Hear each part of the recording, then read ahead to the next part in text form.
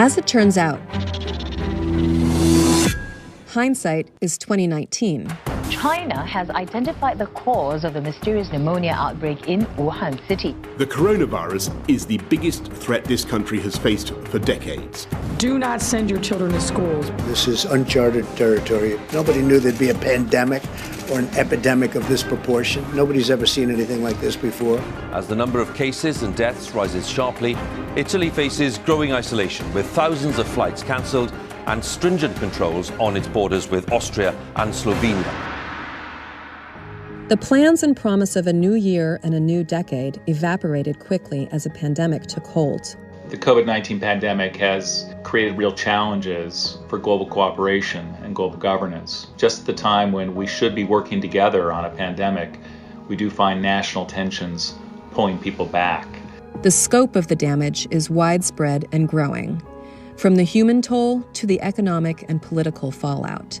Around the globe, it's been a very, very difficult year with record unemployment and significant public health concerns everywhere the pandemic has been. The second quarter of 2020 saw a 14% drop globally in working hours, equivalent to a loss of 400 million jobs. And the virus has disproportionately impacted communities already at a disadvantage. There are major challenges of building back better. We do have to rebuild our economy, and we need to at the same time address some of the digital divide issues that we've seen. If people don't have internet access, it's hard for them to carry on their work. The global crisis has also illuminated the power of technology in the 21st century as both a tool and a weapon. We have seen data science offer new insights that help people make public health decisions about how to manage a pandemic. We've also seen cyber espionage trying to go after people's medical research and steal it. And now, as the world convenes, together but apart, in an unprecedented digital UN General Assembly, the greatest challenge is staying focused on the goals: climate and sustainability, bridging the digital divide, healthcare and human rights, building a better world after a pandemic. We at Eurasia Group have been making the point for many, many years that we are headed into a GZERO world where nationalism and populism is on the rise. And here's an issue that is resistant to any one state actor's remedy to a very large macro problem.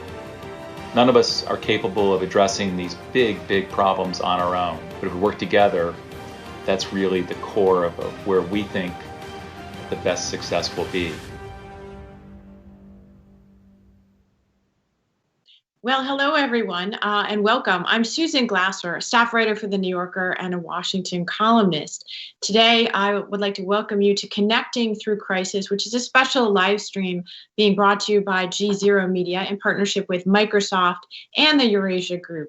Over the next hour, we're going to have, I think and hope, a provocative set of conversations around the enormous global crisis that the pandemic has generated from a few different angles today. We'll be looking at the geopolitics of it, the economy, and of course, the role that public and private partnerships can play in rebuilding. To kick us off, I'm joined today by Ian Bremmer, who's the president of the Eurasia Group and GZERO Media, and Brad Smith, who is the president of Microsoft. So let's start by setting the scene. We were just joking about the fact that you're both in New York. I am very socially distantly remote from you here in Washington, dysfunctional capital of a dysfunctional world. You're sitting in New York that normally would be thronged with world leaders. Perhaps there's a silver lining for New York City traffic police and security officials, but it really tends to underscore the crisis that we're in right now, that it's a sort of eerie virtual experience for what appears to be a virtual response in some ways to the pandemic when it comes to the international community. So, Brad, let me start with you. And, how would you rate the international reaction to this pandemic? It does not seem to have been a shining hour for those promoting the world order, does it? Well, I think you're absolutely right. It does not represent a shining hour for the world order. I think it really reflects two things. First, perhaps there's a bit of human nature in all of this. I think people tend to do well what they do often. Practice does indeed make perfect. And for much of the world, including North America and Western Europe, it's basically been a century since governments and society have had to grapple with something like this. There are other countries, especially in Asia, where it's been more like a decade instead of a century. And you just see that in their institutional capability, the lessons they learned and are applying. So I think there's hope for all of us to take away from this more than we entered it with. But there's a second factor. This virus respects no border. We have to work together across borders to manage something like this effectively. And that's the other lesson we have to keep in mind. Even if we each individually as nations apply what we've learned, we will fail if we fail to act collectively. Well, so far, you would say we're sort of failing to do that, though, aren't we? Absolutely, we are. Let's just say whatever we get as a grade, it's not going to be an A as a planet. And I think we just have to take out of this a resolve that when this returns, and it will, we're going to be better prepared and we're going to do better as a planet.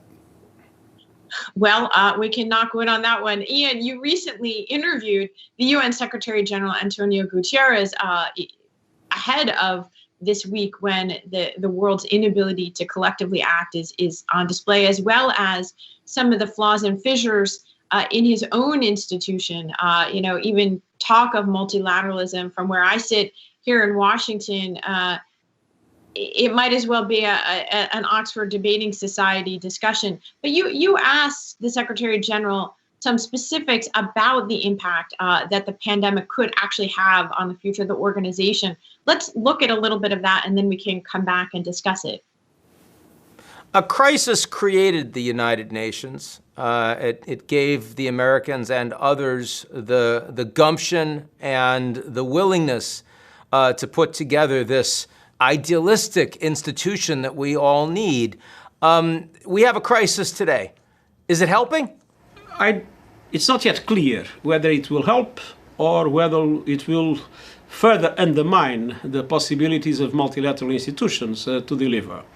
I think that we are now confronted with two kinds of attitude.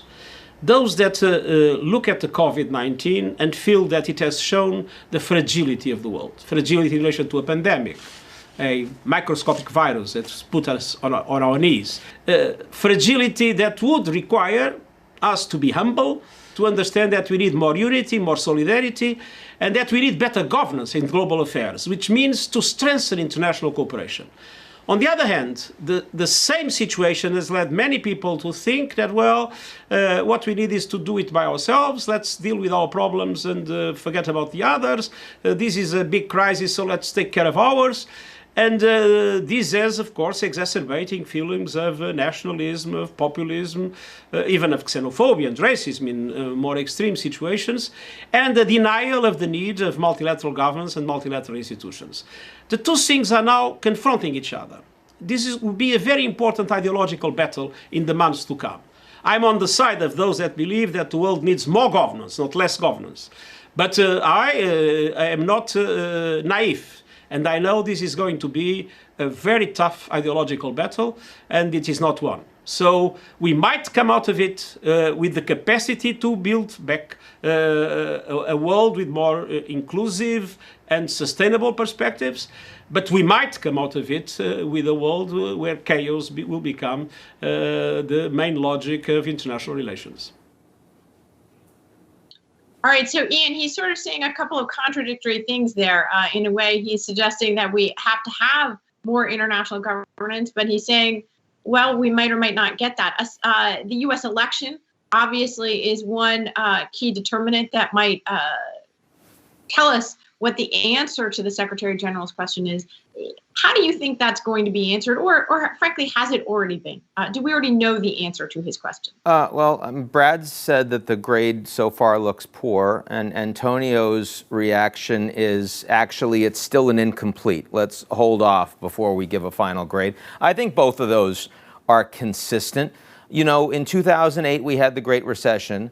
When the pandemic started, the IMF called it the Great Lockdown. But in reality, what it is that we're experiencing right now is the Great Acceleration.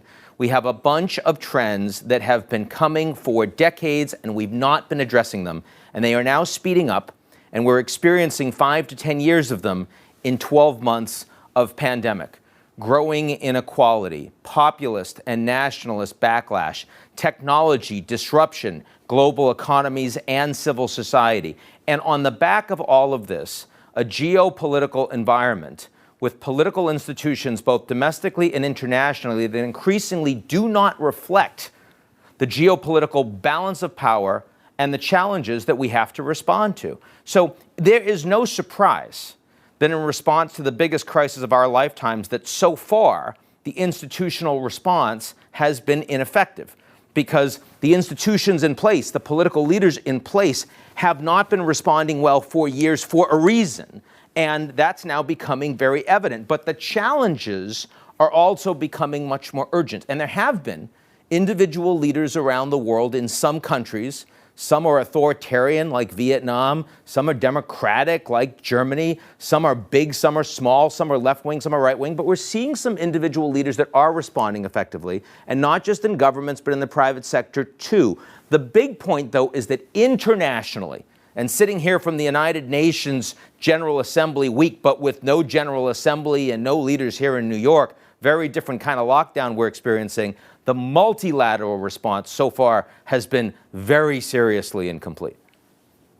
So, Brad, what does that mean from the perspective of a corporation? If the governments fail, and whether they fail in terms of, creating an international cooperation, you have to work across borders, regardless of what, whether that is a functioning or a not functioning world order. Is it possible for you to be a responsible stakeholder in Secretary General Guterres' inclusive multilateralism if the other parts of the multilateralism aren't working? Well, I think we can be responsible, but I don't know that we can be successful, and I think that's the conundrum. Governments play a unique role. I think they always will. As their name suggests, they create the rules, they pass the laws that govern us all, and we all have to follow them. But in the world today, I think increasingly we see problems that cannot be solved by government alone, nor can they be solved with an absence of good governance. But most importantly, I think we need government to do what it needs to do. We need the private sector and businesses to contribute in a responsible way. We need civil society, nonprofits, and NGOs. When we bring all of us together, and there are increasing examples where we are doing this, we can make real progress. I think that's the recipe for multilateralism in the 21st century. It's multi-stakeholderism. Let me just quickly ask, and we're going to bring in another guest, but Brad, have your views changed in the last few years of, what is required of a corporation? I mean, in a world of increasing nationalism, where the old notion of globalization is increasingly under challenge, including here in the United States, do you feel you answer more to country over a borderless world? I think we answer both to governments and countries on an individual basis, and we also answer to a customer base and to the public that in many ways, on many days, is quite global. And we always need to keep in mind both this need to think and act locally and globally as well. We can't go just in one direction or the other. Well, I'm delighted to bring in now someone who's thought deeply about, how to respond to crises, whether of the, hurricane variety or of the existential governmental variety. My friend, Secretary Jeh Johnson, who was the Secretary of Homeland Security under the previous administration in the U.S., he's now a partner once again at the law firm of Paul Weiss, Rifkin, Dworkin, and Garrison. They always forget Garrison, right? Jeh, how do you think? Good morning. How do you think the response to the coronavirus is compared to previous crises, that you saw firsthand in your tenure as a Homeland Security Secretary? I mean, are we failing or incomplete? We're failing. I hate to say it. First, let me say I feel a little left out because I'm not there in New York with Brad and Ian. I'm here in Montclair, New Jersey. Susan, your hometown. Your parents, as you know, live right up the street from me. I'm just across the river.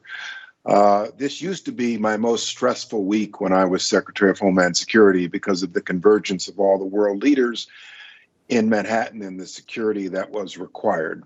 So looking at the answer to your question from the U.S. perspective, the nation on earth with one of the mightiest public healthcare apparatuses has had the poorest public healthcare response. And this crisis was not unanticipated, but it is unprecedented on a once-in-a-century basis. It's pervasive. It touches every corner of our country. And we have not responded well, frankly, because at the level of our national leadership, our leaders have not been straight with the American people, have not told us the truth about the danger we face and what we need to do to correct it and to solve it.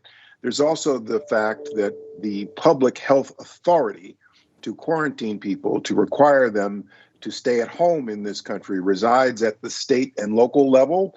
And we've had a patchwork of different executive orders and quarantines. But at the national level, our leaders have failed to accurately convey to us the danger that we face and what we need to do to solve it.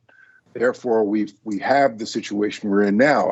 A notable exception has been here in the Northeast, where our governors have been relatively straight with us and told us the truth.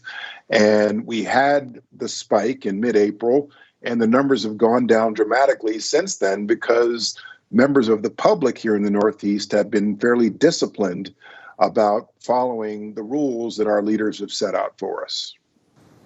So, well, first of all, I'm very glad that Montclair is overrepresented on this panel. But tell me, as far as the pandemic goes, this is a scenario that you rehearsed. There were public health challenges when you were in office in the Obama administration.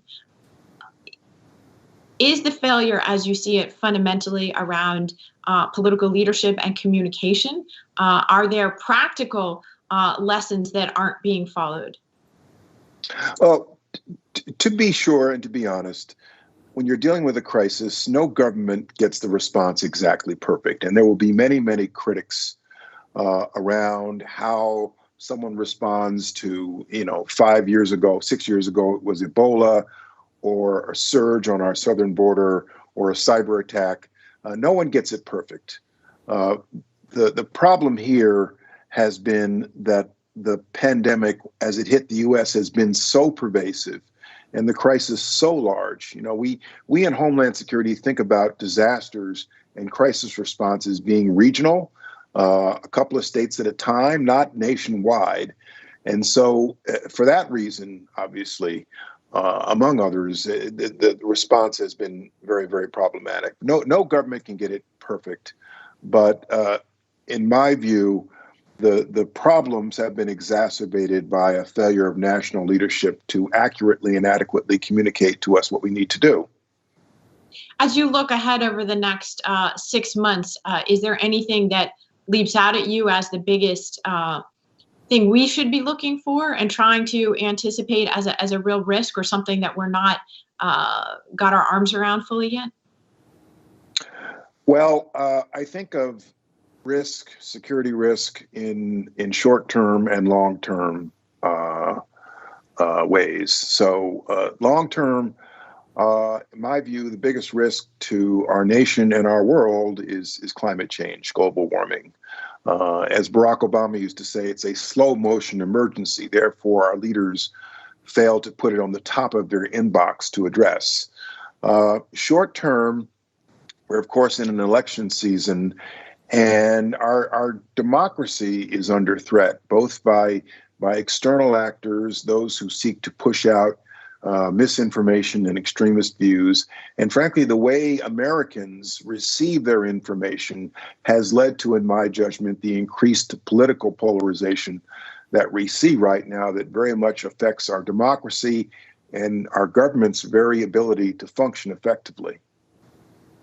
Well, it's interesting that you brought that up and sort of globalized here. We actually, before this live stream, asked the audience on Twitter for their thoughts about some of the big questions that we're facing today. And, it seems like a lot of people agreed with you that political polarization was, in fact, the leading fear that they voiced. I think it was, 32.7% of the audience. Cyber attacks, interestingly, only 3.7%, although I suspect everyone on this panel knows that if one were to occur, that those numbers would change very quickly. Misinformation was the leading issue cited, 43%, and weakness of institutions, 20.6%. Interestingly, by the way, this was not a small group. It was nearly 7,000 people who voted in this. Now, Jay, this is a pretty big change from the perceived threat environment when you were in office, or even that the U.S. government really was organized around this notion of countering international terrorism and its possible manifestations here inside the U.S. That was essentially the creation of your department. The Homeland Security Department was organized around that. Is that paradigm dead and gone and in the past as far as you're concerned? It is to a very large extent outdated, Susan. DHS was created right after the attack on 9/11 on the assumption in this country that the way to effectively deal with terrorism is to better regulate our borders, that terrorism was an extraterritorial threat, and therefore if you consolidate into one cabinet level department, all the different ways one can enter our country, land, sea, and air, you've effectively dealt with terrorism.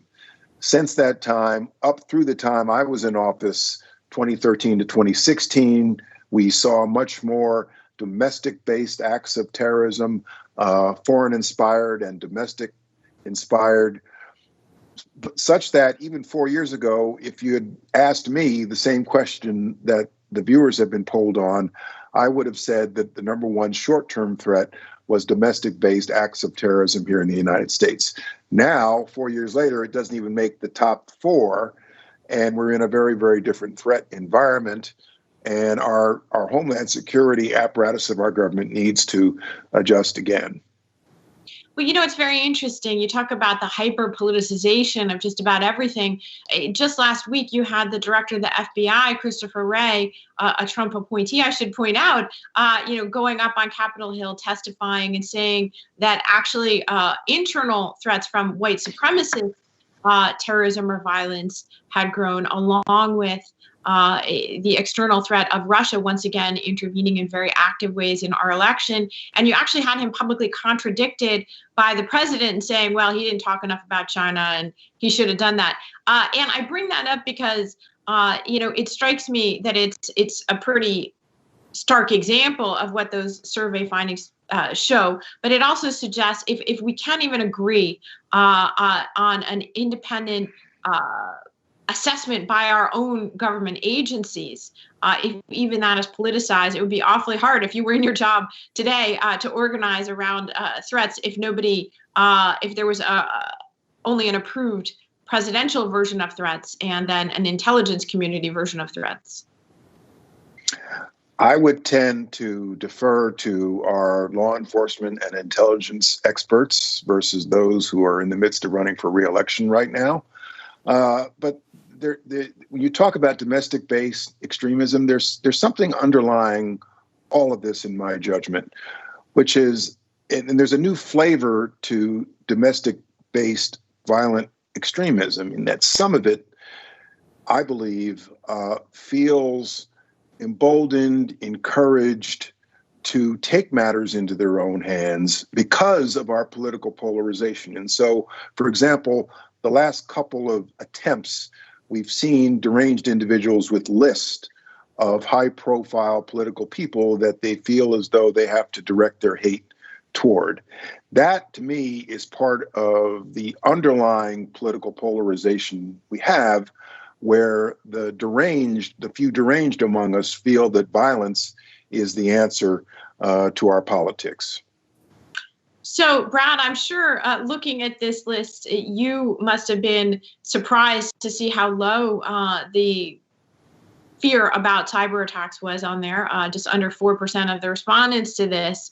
And really what you're hearing loud and clear, at least from the audience, and also I think from Secretary Johnson, is that our threats are actually much more abstract and existential in nature right now. Is this a list you agree with in terms of the relative ranking? And what does that mean in terms of those thinking about how to protect our technological infrastructure? Well, what it shows to me in some ways is that all of these problems, I think, are quite interconnected. There's misinformation. I think a lot of misinformation, frankly, is disinformation. And by that, I mean it represents an intentional effort by an actor, foreign or domestic, in the United States to spread information that people know is not true. And what it shows is that what we talked about, say, 5 or 10 years ago about cyber attacks, namely, an attack on physical infrastructure to take it down, as we've seen in many instances, has now spread to simply trying to mislead the public. And I think it's a very fair question for us to think about. I mean, I sometimes wonder, in all of the years of the Soviet Union, did the Soviet Air Force ever develop an aircraft that did as much damage to the United States as Russian disinformation campaigns have done through social media over the last 4 years? I would argue that the answer is no. And in fact, all of that disinformation and now the adoption of those techniques by certain groups in the United States is not just leading to a public that's less well informed, but a public that is more polarized. And as the public becomes more polarized, our civic institutions are being weakened. So in fact, I think you see all 4 of these things connected, and we need to address them in a holistic way as a result. Ian, I feel like we're living through the death of foreign policy wonkery right now, because it feels like our internal domestic political conversation has merged with foreign policy conversations, if not taken it over entirely. When we talk about disinformation and the weakness of our political institutions and misinformation, are we talking about external threats or internal threats in your view? I'm so glad you asked that, because I agree completely that the Soviets historically did a lot more damage with disinformation than they did with their bomber jets. But I also think that the reason that we beat the Soviets is because ultimately our ideas, our information was better than theirs. Our values actually mattered more to their own people and to those that were behind the Berlin Wall. And that's what brought it down. Individual liberties, a free market that worked, and the ability to create opportunity, both for those inside the country born and also those that tried so hard to get to the United States. And I think a lot of those ideas no longer feel as legitimized to the average American. Look, the Russians are engaging in disinformation, not just in the U.S., but all over the world. But it's more effective in the United States. And the reason it's more effective is because so many more Americans are prepared to hear that message, are already feeling like the institutions do not work for them, like the system is rigged. That's why they were prepared to vote for President Trump. That's why they've been so upset with the American establishment, whether we're talking about political leaders or the mainstream media or scientists, even the CDC. All of these institutions have been weakened. And so I really do believe that, there's a reason why in Germany, Russian disinformation hasn't done as well as it has in the United States. And it's because the German government is seen as functioning more effectively for the average German than the American institutions are for the average American. And in that way, you're absolutely right, Susan, that foreign policy wonkery is becoming more challenging in that environment, because the answers, so many of them, are going to be first and foremost at home. Well, again, just on this subject of misinformation, I see everybody sort of nodding their heads, because would you say that that's an external threat from Russia? Or is it an internal crisis when you have the president of the United States spreading Russian information through his platforms?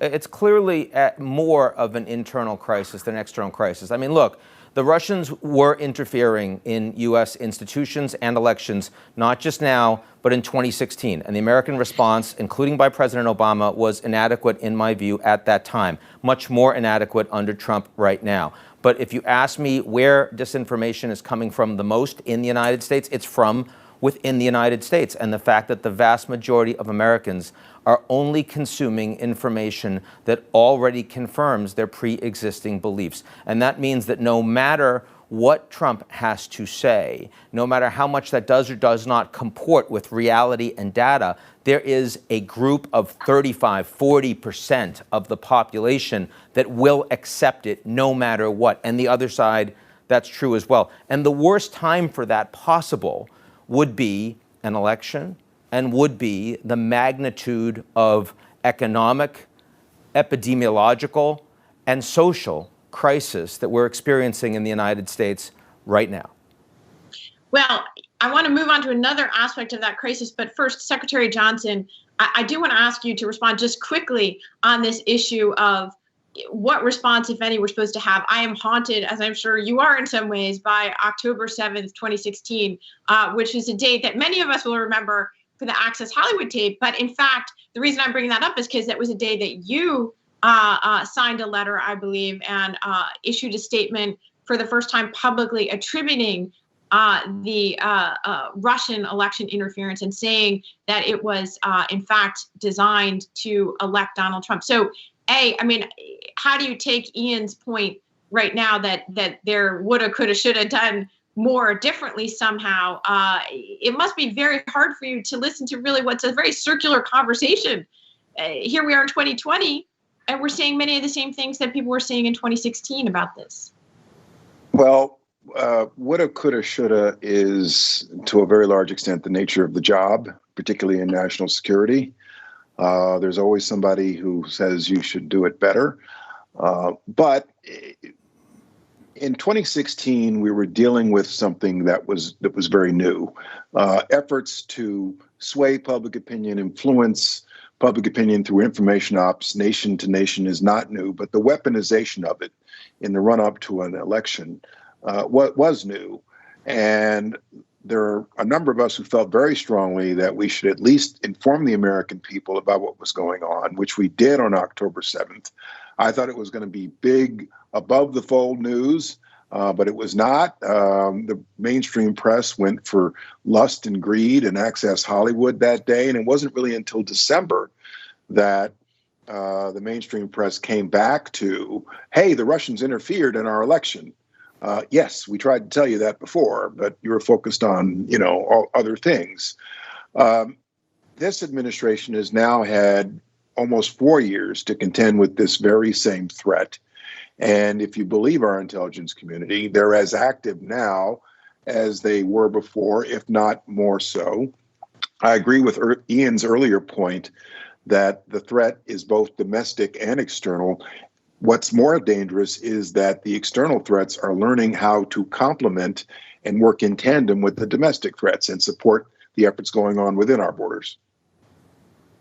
So I'm not going to say it's a cheerier subject, but we'll turn to the question of the economic piece of this crisis. Obviously, the pandemic has caused many things, among which is an unprecedented sort of economic fallout and catastrophe. But at the same time, it's also seen a sort of historic response in terms of stimulus dollars flowing to help stabilize the markets. And that's actually an interesting contrast with where the conversation here is here in the U.S. But Ian, you recently spoke with the European Central Bank President, Christine Lagarde, and I want to show a little bit of that interview, and then we can talk about it.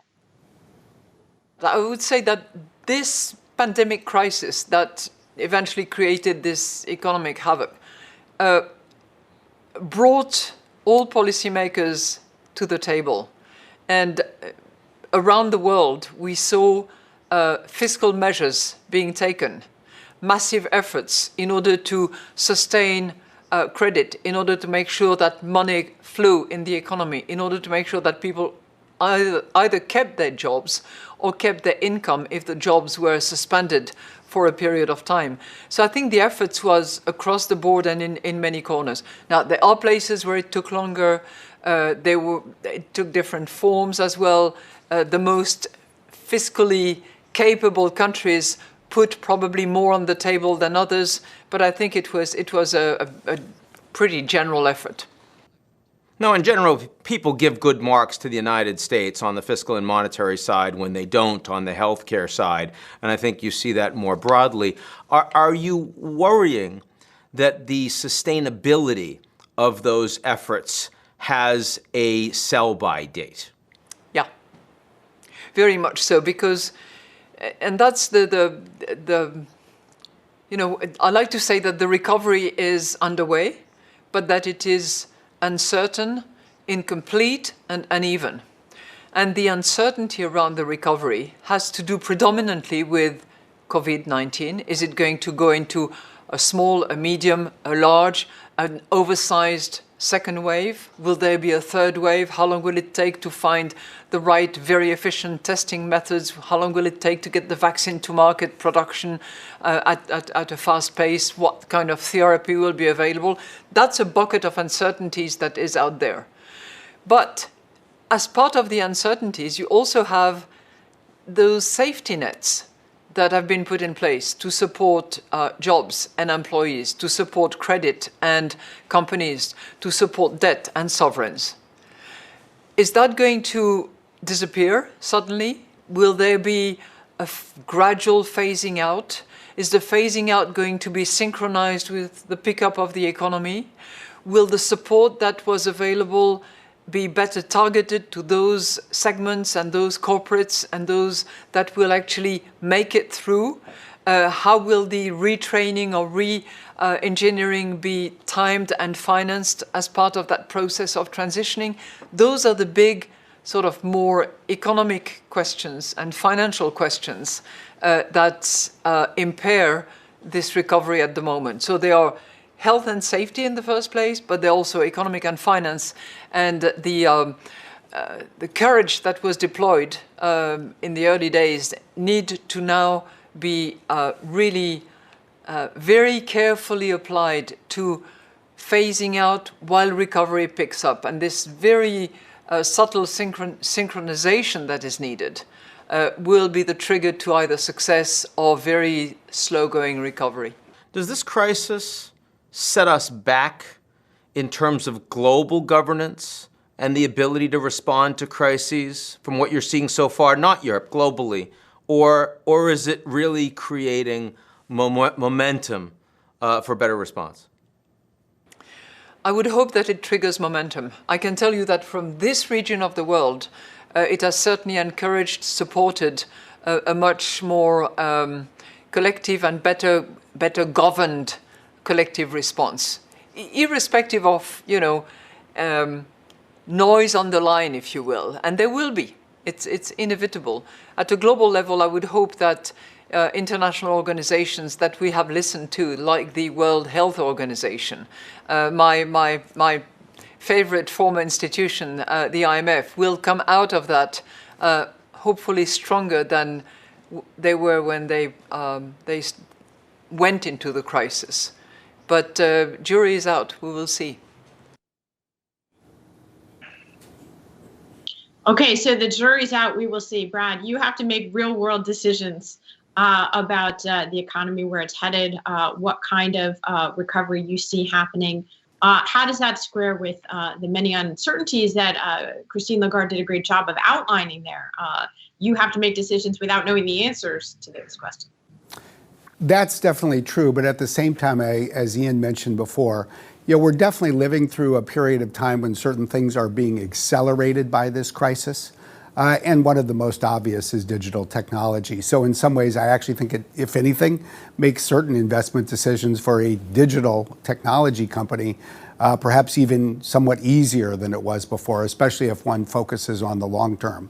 I think what we're seeing in the short term is, to a degree that would have been impossible to imagine 10 or 15 years ago, digital technology is sustaining business operations, government operations, and the like. As painful as this often is, we're obviously able to do much more than we could have done when this century began. And as this acceleration continues, I think we're clearly heading towards a world where this will end eventually. We'll use the opportunity to be back together in person.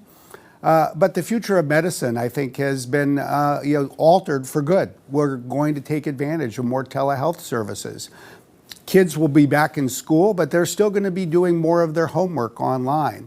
And so I think one of the things that this has really shined a spotlight on is the seams in our economy and the way we need to bridge these various digital divides.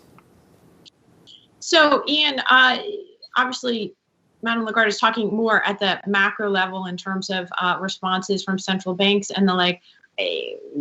How do you assess the problem or the challenge of the dysfunction here in Washington and in other capitals when it comes to providing additional coronavirus relief? Right now, it looks like, in fact, the U.S. Congress may just adjourn without doing anything further. Is that going to actually have a big macro impact on the economy and how quickly the recovery occurs? It is going to happen, right? We're not going to get any more money in terms of stimulus at this point before the election. I feel quite confident about that. And it's so incredibly sad. I mean, we were talking to Christine Lagarde. The Europeans have done a surprisingly robust job of ensuring that the entirety of Europe is taken care of and that there's actually a distribution of wealth and debt from the wealthier north and western states to the south in particular and the east. And that's really helped fostered a sense of one Europe. Everyone's in the same boat in responding to this coronavirus, as opposed to, say, the Eurozone crisis, when the Germans are blaming the lazy Greeks and the Greeks are blaming the rapacious Germans. That's not happening right now. In the United States, it's anything but. It's red state versus blue state. I mean, President Trump saying the coronavirus isn't so bad if you take the blue states out. He's president of the blue states. You can't take the blue states out. And, in the early days of the crisis, the economic response of the U.S. was not only robust, but it was bipartisan. Secretary of Treasury Mnuchin and Speaker of the House Pelosi were talking dozens of times a day to get one of the best packages of any country in the world to ensure that the average American didn't fall through the cracks when we're all locked down. But today, with the election only weeks away and with the the Speaker of the House not having spoken personally with the President of the United States for over a year, we're not going to get any more stimulus. And there are a lot of Americans that are going to get angrier, that are going to be evicted, that are going to default on their credit card debt over the coming months. A lot of small business owners that are going to close down, and they're going to vote. And they're going to demonstrate, and the anger and the pain that they're going to feel is going to last a lot longer than just the election cycle. But, Ian, I'm so glad you brought a lot of that up. I mean, your Eurasia group, right, is about forecasting. Would you have expected in April or May of this year that the U.S. Congress would not deliver a second round of stimulus and coronavirus relief to Americans? We do put out top risks every year, and at the beginning of the year, before the pandemic, we expected a deeply divisive, rigged election, at least in the views of the population. We expected the U.S.-China relationship would structurally get a lot worse, and we expected that a technology Cold War would intensify, the great acceleration that got a lot greater because of the pandemic. But when the pandemic hit in March, April, at that point, if you had asked me, would we have expected continued stimulus from the U.S., the answer would be yes. Now, by the way, there is one place we can be optimistic. I will tell you, because if you talk to Democrats, it's very hard to find things that they will be positive about the Trump administration is doing.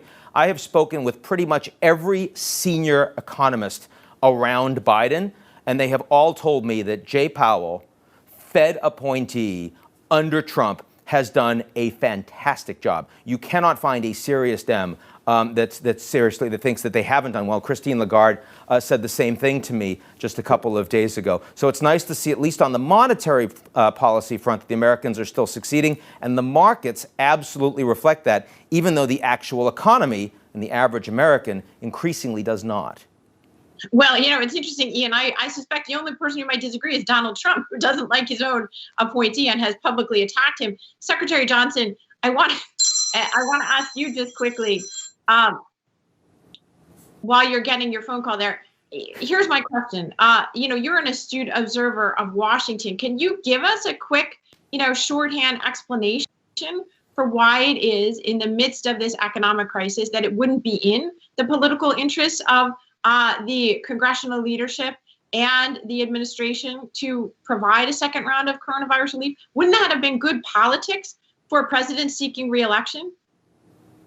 Well, Susan, I don't think this is hard to figure out. We're in the election season. We're 6 weeks away, and you reach a point close enough to an election where neither side wants to make the other side look good, like they're getting stuff done, that they've accomplished something. And so there comes a window when you just simply cannot accomplish anything in the run-up to an election.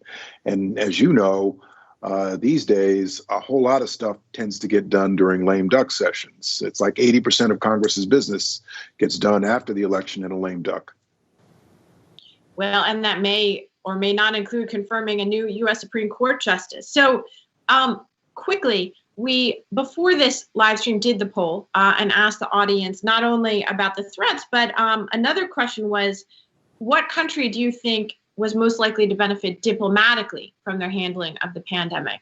Of course, it's notable that the United States is not on this list at all. But the results are also not necessarily very good news for those of us sitting here in the U.S. Interestingly, the hands-down winner here is New Zealand with 35.9%, China 22.6%, South Korea 22%, none of the above 19.5%. So, Brad, when you look at this, what is your takeaway here? I mean, New Zealand is not about to become the world's new superpower. Well, although maybe that they should. Maybe they should. I think it's a reflection on the strength of Jacinda Ardern's leadership as the Prime Minister of New Zealand, and how she has sustained that, not just in a pandemic, but in her own election year. Last year, this week in New York at the UN General Assembly, it was Prime Minister Ardern who really brought together in so many ways 50 heads of state, as well as a lot of other NGOs and tech companies to address threats on the internet to child safety, with extremism and the like. And she built on the strength of her leadership domestically in, I think, really providing very dynamic leadership to address the pandemic. As she said, we're going to hit it fast and we're going to hit it hard. And perhaps more so than almost any other head of state, she was able to make that work. Obviously, New Zealand benefits from being a relatively small country in a relatively isolated part of the planet. But I still think the world needs that kind of role model in terms of leadership. I'm not surprised to see the people who responded to this poll look to her that way. So, Ian, it looks to me like you rigged this poll here to prove that it really is a G0 world, which is your framework that you've been advancing for quite some time. Look, it's pretty clear that if tourism was happening right now and if New Zealand's borders were open, a hell of a lot of people would be trying to get in. I accept that. I think, look, what's for me is most interesting about this poll is how poorly China has done. Because the Chinese government, 1.4 billion people, the first hit by coronavirus, after covering it up for 4 weeks, completely locked down, ramped up testing in an extraordinary way, and were able to turn their economy around, get their supply chain completely running by the second quarter, the end of the second quarter. This year, the Chinese economy is actually not contracting. You'd think that would show fantastic support that China's doing a great job. Actually, anything but. The amount of anger at China for not being a global leader, the way they've mishandled diplomacy, vaccine nationalism, for example, not participating so far in the UN COVAX WHO process like the United States is not, as well as increasing hostility towards China on a bunch of issues internationally, is showing that it's not just the United States that's increasingly seeing as not having its act together. It's the world's second largest economy, too. And so, yeah, I mean, from a GZERO perspective, it does show the depth of the challenge of coordinating leadership in the middle of this crisis. But the United States isn't even on the list. Secretary Johnson, can you imagine any previous moment in your entire lifetime when the U.S. wouldn't even be on the list? No, I was actually wondering where it was on that list and how we might have fared if the question had been put. We'd probably be pretty low right now. The Secretary General made a point earlier in this program that I agree with, that in a pandemic like this, very often the first response is nationalistic. Secure your own borders and let everybody else worry about themselves. And that has been the impulse on steroids in this administration, in this country. Secure your own borders, which, as we all know, had a very, very limited effect, if one at all, in dealing with the coronavirus. And so that, plus the way the current administration has governed over the last 4 years, really suggests that we would not rank high in that kind of poll. You know, it's I'm not at all interesting. surprised to see New Zealand high on that list, by the way. There's the new Pew Global Attitudes survey just out over the last week as well. And, you know, one of the findings, of course, that really leaps out there is not only has the U.S. seen its standing plummet in just about everywhere around the world in the last 4 years, but you actually have a situation now where China's Xi Jinping and even Vladimir Putin are more trusted by citizens in some of our closest partners and allies, such as Germany, to do the right thing on the world stage than the president of the United States itself. Now, you worked for a president who was extremely popular around the world and had the exact opposite, ratings in that Pew survey. Did it really matter? I mean, how much did that really, Barack Obama found, I'm sure, that the Europeans were just as frustrated, when it came to negotiations, notwithstanding the fact that they cheered his election. Does a finding like that actually mean something, or is it, international standing essentially irrelevant to the hard work of diplomacy? I'll tell you a story. The week before the election 4 years ago, we had a diplomatic engagement in Ottawa. We went to Canada, and the President of the United States gave an address to the Parliament in Canada, at the conclusion of which they chanted 4 more years. And it shows that, and you may recall that 12 years ago, after Barack Obama, the candidate, went to Germany and had that big, large audience of something like 200,000 people, the McCain campaign sought to use it against him in their campaign ads. And so your popularity politically, very often domestically, is very different from how you're seen on the international stage. That's a reality. Yeah. Well, Secretary Johnson, I really want to thank you for being with us today. I think your insights were invaluable to this. I have a feeling that if the subject is interlocking crises, Ian can schedule a whole bunch more interviews with you. But thank you for joining us for this conversation today. My pleasure. Thank you. So we have one last guest before we end the live stream today, and that is John Frank, who is the Vice President of UN Affairs at Microsoft, which has got to be a pretty interesting job title, it seems to me, John. Not the kind of thing that a company like Microsoft might have had a couple decades ago. What exactly does a Vice President of UN Affairs do, given that you're not exactly a member state and the UN is organized historically in a way around nation states?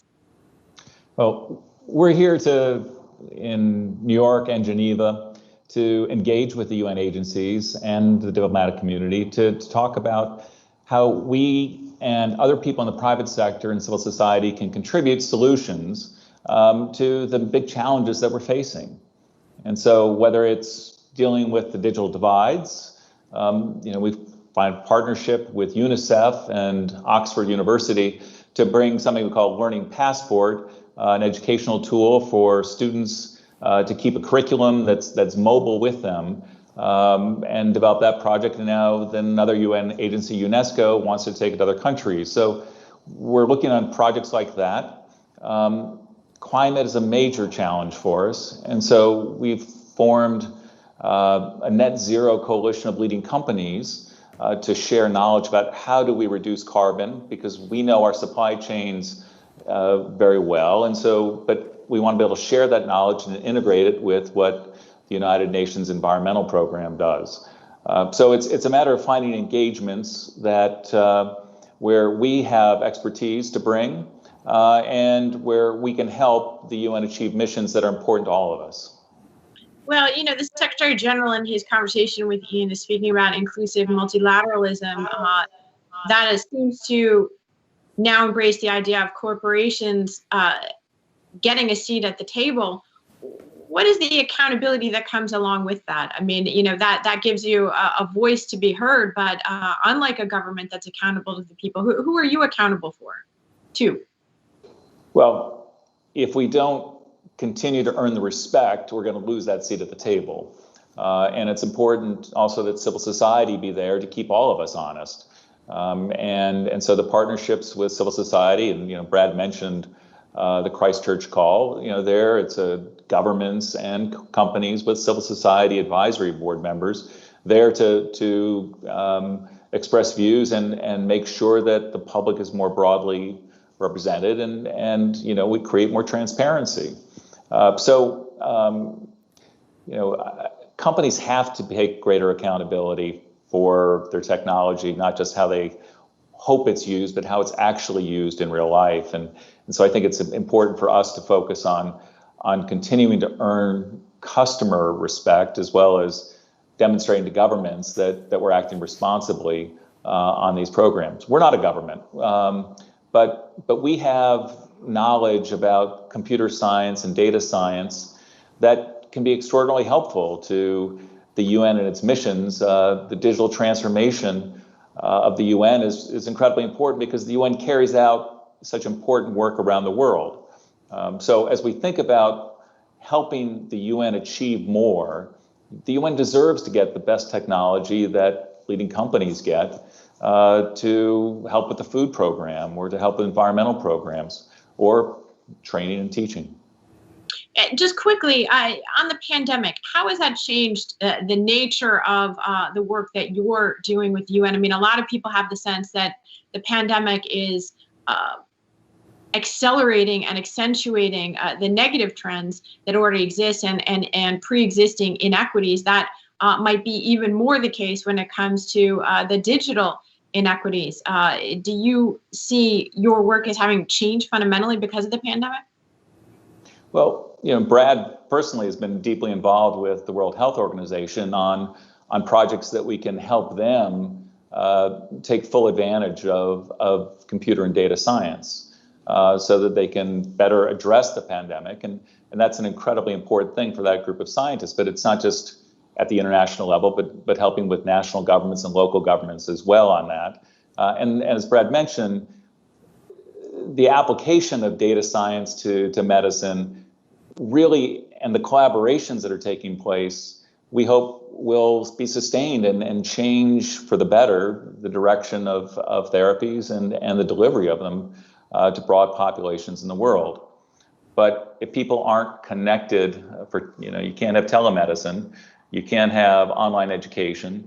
And so focusing on, a different set of issues about connectivity as being really fundamental to enabling people to take advantage and be connected. There's 4 billion people that aren't connected to the internet today.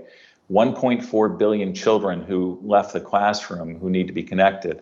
The needs are profound, and that's not something one company can do, but by bringing in others and by raising these issues as matters of priority, we hope to see more progress.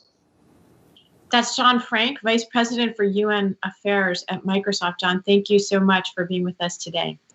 So we have to go soon, but before we do, there's a couple more clips to share. It turns out that it's not just Ian who's been doing a lot of interviews during UNGA week, but Brad, you had a great chance to sit down with Trevor Noah of The Daily Show this week, and I thought it would be fun to listen to a little bit of that conversation. I was struck by something you said very recently. You were interviewed in the Wall Street Journal, and you said you have the mind of a pessimist, but the soul of an optimist. Looking back at 3/4 of a century and looking forward, do you think the world is better off or worse off than when the United Nations was created 75 years ago? Well, I always think the world is better off. I know it may not feel like it in a moment, but I think we steadily move forward as human beings and as a species. We have setbacks. We have moments that we really shouldn't have had. We have moments that we really wish we could delete from, history and time and just bridge the gap to the more progressive moments or moments where society moved forward. But I think we always are doing better. The challenge is how to not just move forward constantly, but I think cement the progress that we do make. And so to borrow from the world of computing and technology, computers are always getting better. Our processing power is always increasing. Things are always becoming more accessible. I mean, you look at 70 years ago, people didn't have access to technologies that today an individual can just have in the palm of their hand. And I think things like that democratize information, they democratize how society can advance, they democratize how people can communicate. The downsides are that it also gives society an opportunity, unfortunately, to undo all of the things that we've done to get us forward. And so I always believe that we're in a better place. I just think that we have to always remember that the better place is always relative to if you've been in the previous place. And so it's one thing, some people say, well, look at what life was like 200 years ago. You go like, yes, but we weren't there. So we can't grade ourselves by the standards of 200 years ago. We have to grade ourselves by today's standards. And hopefully our children will grade themselves differently and their children will do the same. And hopefully their children will do the same. All right. Well, that was Trevor Noah with a shockingly optimistic take on 2020, which I'm not sure will go down in the history books as the greatest of all years. This has been a fantastic conversation. Brad, I want to thank you for bringing us around to that very upbeat note, especially for a discussion of interlocking crises, of which there are many. We probably left a few out. There will be more chances at that. Ian, thank you for being with us and for all your great interviewing. You can see the rest, by the way, of that interview and the other interviews that we've aired clips from on GZERO Media's website at gzero.com/UNGA. And by the way, there are still 2 more of these live stream conversations, as I understand it, coming up from GZERO Media over the next few weeks. You can see the schedule right there on your screen. So we're all done today, Connecting Through Crisis. Brad and Ian, thank you so much for your insights. And of course, thank you to everyone who's viewing this today. I'm Susan Glasser from The New Yorker. Take care, everyone. Thank you. Thank you, Susan.